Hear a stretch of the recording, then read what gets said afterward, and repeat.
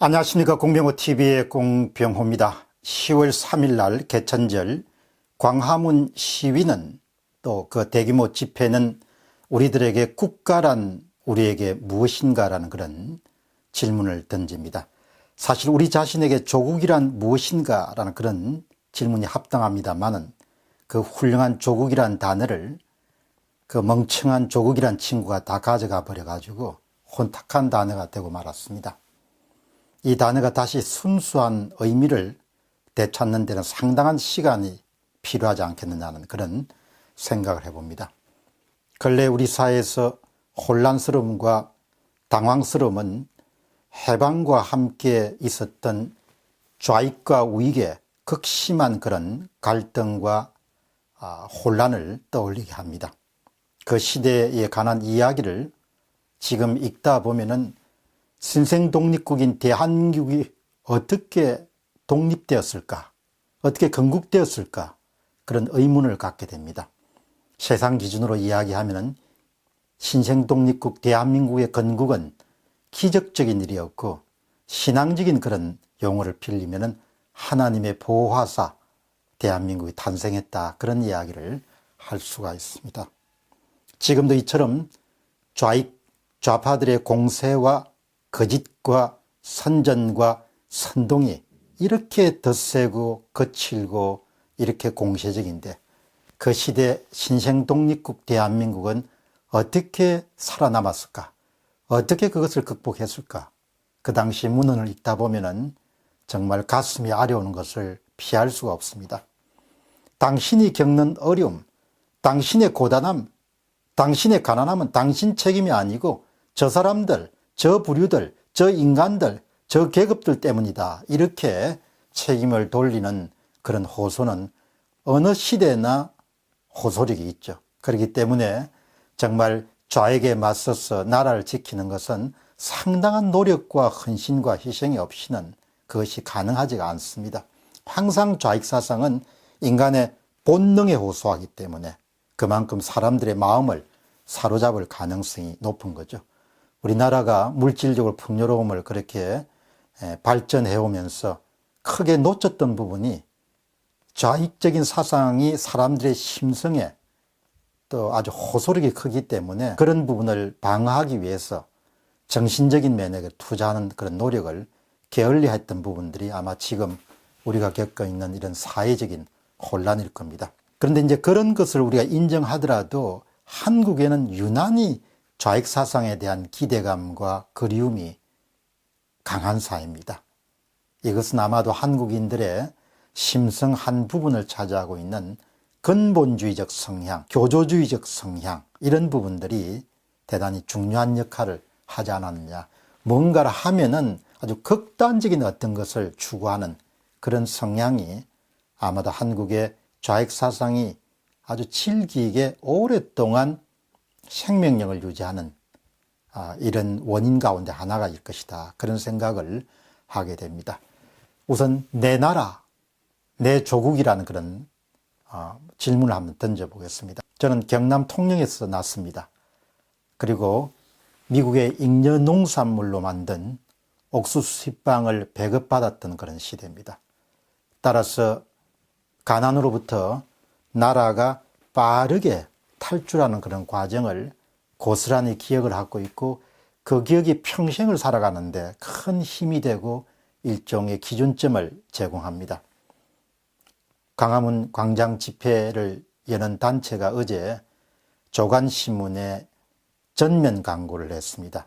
그 전면 광고를 제가 여러분들에게 소개해 드리면서 그 첫 시작과 끝부분이 존경하는 국민 여러분 그리고 해외 동포 여러분 여기서 이제 그칠 줄 알았는데 한 문장이 더 있더라고요. 그것이 대한민국 건국과 6.25 전쟁 그리고 오늘날의 대한민국이 있기까지 물심양면으로 도움을 주신 자유진영 우방국 국민 여러분 이 문장이 이제 시작이 되는데 제가 읽으면서 상당히 가슴이 벅차고 울컥했습니다.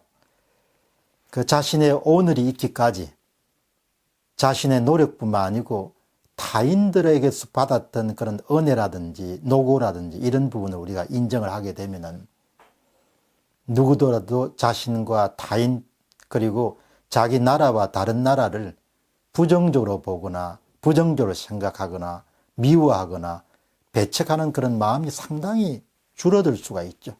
선언문의 시작과 끝에 몇몇 문장에서 울림이 있는 사람과 그렇지 않은 사람들이 아마 있을 것입니다. 울림이 있는 사람들은 우리 용어로 표현하면 우익적인 성향이 강한 사람, 우파적인 성향이 강한 사람일 것이고, 그런 부분에 전혀 개의치 않는 거면 아마도 좌익적인 성향이 강한 사람이거나 좌파적인 성향이 강한 사람이지 않겠냐, 그렇게 생각합니다. 우리에게 도움을 준 우방과 우리에게 도움을 준 사람들에게 감사함을 아주 가슴 깊게 느끼는 사람들은 분명히 제 생각에는 우파적 성향이 강한 사람일 거라. 문재인과 그를 지지하는 사람들, 또 그렇지 않은 사람 사이에는 깊은 간격과 깊은 골이 있습니다.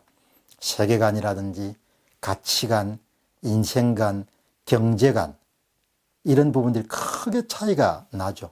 그 격차와 간격은 아주 넓고 깊으리라고 그렇게 생각합니다. 그들 사이의 간격과 골이 너무 넓기 때문에 좁히기가 쉽지는 않습니다. 불가능한 것도 아니지만 그런 간격 때문에 지금 한미 관계라든지 한일 관계, 대북 관계, 그리고 우리의 경제 문제, 또 조국과 관련된 그런 해결책과 관련된 처리와 관련된 이런 부분들이 모든 면에서 큰 차이를 낳을 수밖에 없는 것이죠. 조국 사태를 두고 그 정도가 뭐가 문제인가? 애들 서류 조금 조금 그렇게 한 걸가 뭘 그렇게 온 언론이 이렇게 대스특필하냐, 이렇게 생각하는 사람도 있습니다. 그 사람들은 조국 사태의 문제를 실용의 문제로 보는 것이죠. 실용의 문제로 보는데 실용의 문제가 아니고 조국 사태는 옳은 것과 그 다음에 옳지 않은 것의 문제, 일종의 정의의 문제로 바라보는 사람도 있죠. 저는 정의의 문제로 바라봅니다. 이 문제를. 정의의 문제로 생각하는 사람들에게 조국을 장관으로 임명하는 대통령은 거의 정신 나간 사람 이상으로 그냥 간주될 수밖에 없는 것이죠.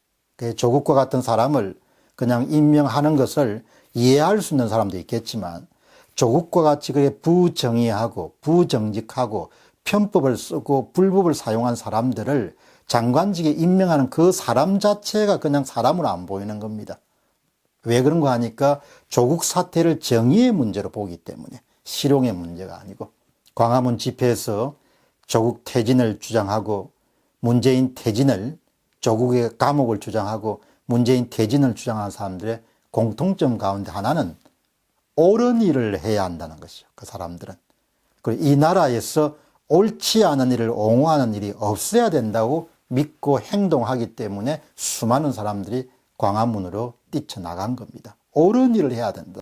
조국 사태를 보면서 가장 험하게 느낀 것은 우리 사회에서 옳은 일을 하지 않아도 용인된다는 것을 받아들여야 된다는 것이 대단히 가슴 아프고 그 다음에 고통스럽다는 것입니다. 광화문 광장에서의 외침은 그 광화문이라는 물리적 공간에서 펼쳐지는 그런 사건이자 일이지만 그 너머에는 세계관의 충돌이 있고 가치관의 충돌이 있는 것이죠. 그런데 저는 굳게 믿습니다. 그럼 믿는 게 뭔가 하니까 우리는 개인적으로나 사회적으로 또한 국가적으로 옳은 일을 해야 되고 옳은 일을 추구해야 된다고 생각합니다. 그것이 한일 관계든 한미 관계든 경제 관계든 대북 관계든 북한의 인권 문제든 간에 항상 우리가 옳은 일을 할 수 있어야 되고 옳은 일을 하기 위해 노력해야 되고 우리 사회가 옳은 일을 추구해야 된다는 것이죠.